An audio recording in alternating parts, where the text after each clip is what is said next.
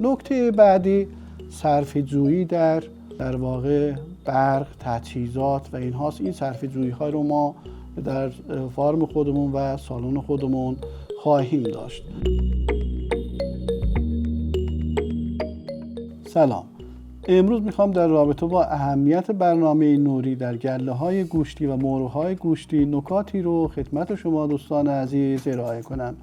همانطور که میدونید در سویه‌های تجاری، خصوصا سویه کاپ، راس یا آربوراکرز یا سویه‌های دیگری که ما داریم و در کشور ما معمول هست و از اینها استفاده میشه، یا سویه آریان که محصول کشور خود ماست، از اینها در فارم‌های گوشتی استفاده میکنیم. هر کدوم دفترچه هایی برای خودشون دارن و از روی این دفترچه ها ما محدودیت های نوری، تغذیه پروتئین، جیره، ویتامین ها، اسیدهای امینه، نحوه نگهداری، تهویه، همه اینها رو در دفترچه های مخصوص به در واقع پرورش اینها نوشته شده و این دفترچه ها در اختیار همه پرورش دهندگان وجود داره. اگر ما بخوایم اصولی پرورش بدیم مرغ‌های خودمون رو، حتما باید به دفترچه های اینها مراجعه کنیم، به نحوه پرورش اینها مراجعه کنیم، ببینیم چقدر نور نیاز دارن، چقدر رطوبت نیاز دارن، چقدر به تهویه نیاز دارن اینها و محدودیت هایی که برای اینها قائل شدن، همه اینها رو لحاظ کنیم و برای پرورش خودمون اقدام کنیم. اما چه اهمیتی داره محدودیت نوری در مرغ‌های گوشتی؟ من این رو خدمت شما دوستان عزیز ارائه میکنم. اولین اهمیت محدودیت نوری این هست که قدرت زیست پرنده بالا میره.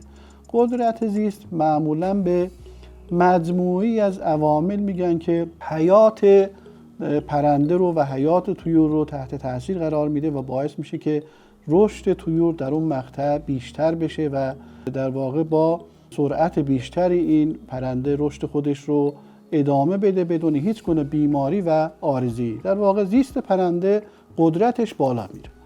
مرحله بعدی یا نکته بعدی، ضریب تبدیل غذایمون در محدودیت‌های نوری بهتر میشه و از این ضریب تبدیل غذایمون FCRمون پایین‌تر میاد. علتش این هست که وقتی ما میایم 1 ساعت تاریکی میدیم یا 3 ساعت تاریکی میدیم و بعد 1 ساعت روشنایی میدیم یا 1 ساعت تاریکی میدیم و 23 ساعت روشنایی میدیم، در این حین که این اتفاقات میفته و محدودیت‌هایی در رابطه با نور به مرغ‌های گوشتی در سالن‌های گوشتی ما اینها رو میدیم، باعث میشه که یک استراحتی دستگاه فیزیولوژی مرغ داشته باشه و این استراحت باعث میشه که اینها بتونن مواد غذایی که خوردن و استفاده کردن این رو آرام آرام به گوشت تبدیل کنن. این یکی از در واقع مزایا و اهمیت‌های مربوط به محدودیت نوری است. مورد بعدی سرعت رشد بالاست. اگر ما محدودیت‌های نوری رو اعمال کنیم، سرعت رشدمون هم بالا میره چون ضریب تبدیلمون در واقع پایین هست و ما میتونیم اندام‌های مختلفی که باید رشد کنن از نظر فیزیولوژیکی اینها در حد متوسط یعنی برابر رشد میکنن. اینجوری نیست که ما به سرعت اینها رو رشد بدیم، ماهیچه ها رشد کنن ولی دستگاه تنفس، قلب و سایر تجهیزات داخل اینها رشد نکنن.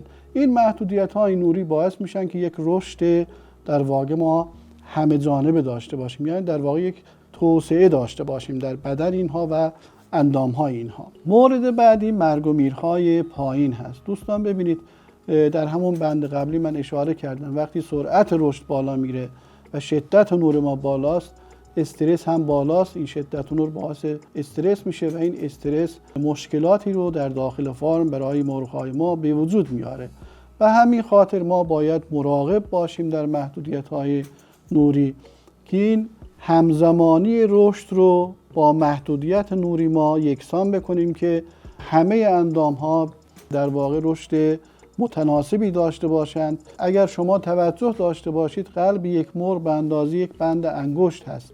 وقتی این فشار میاد و با هیجان داره غذا میخوره، ما هیچ گونه محدودیت نوری نداریم و تمام وقت این شروع به خوردن میکنه و هیچ گونه استراحتی نداره، تمامی اندامهای بدن با سرعت بیشتری رشد میکنن و متاسفانه قلب بسیار کوچیک میمونه و نمیتونه خون رو به قسمت‌های مختلف بدن پمپاژ کنه. همون سندروم های مرگ و میر آنی یا مرگ و میرهایی که در داخل سالن های مرغ گوشتی ما داریم بیشترشون مربوط به همین در واقع سرعت های رشد و استرس هایی که در داخل برای طیور ایجاد میشه. نکته بعدی صرفه‌جویی در واقع برق، تجهیزات و اینهاست. این صرفه‌جویی ها رو ما در فارم خودمون و سالن خودمون خواهیم داشت.